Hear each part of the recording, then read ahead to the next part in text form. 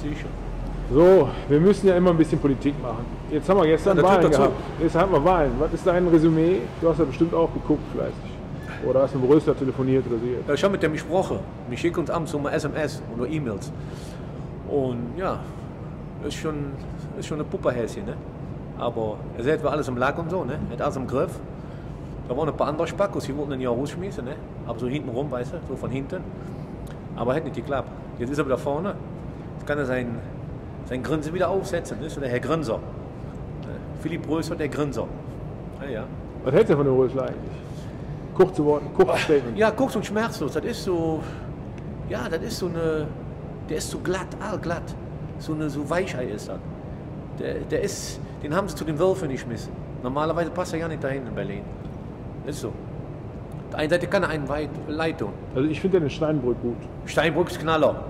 Das muss ich mal sagen. Steinbrück ist Knaller. Weißt du, was das ganze Ding ist?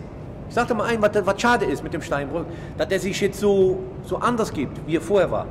Weißt du?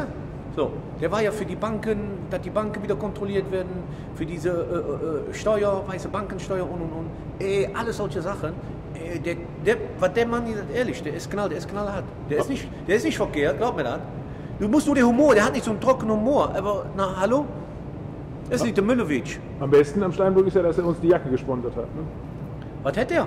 Hier, deine Jacke gesponsert. Ja, der hat mir die Jacke gesponsert, ja, rot. Ich bin auch von der SPD, ich hatte in Hamburger SPD drum stehen. Das zeigen wir aber nicht. Das zeigen wir nicht, das ist Top Secret. Das darf nicht jeder sehen. Ja, aber so zu dem Thema Steinbrück, ist auf jeden Fall ein fähiger Mann. Ne? Und mal gucken, vielleicht kann ich auch mal beraten. Ja.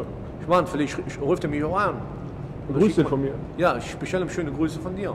Oder von euch allen, wie auch immer. Ja, mal gucken, was ich machen lässt. Ne?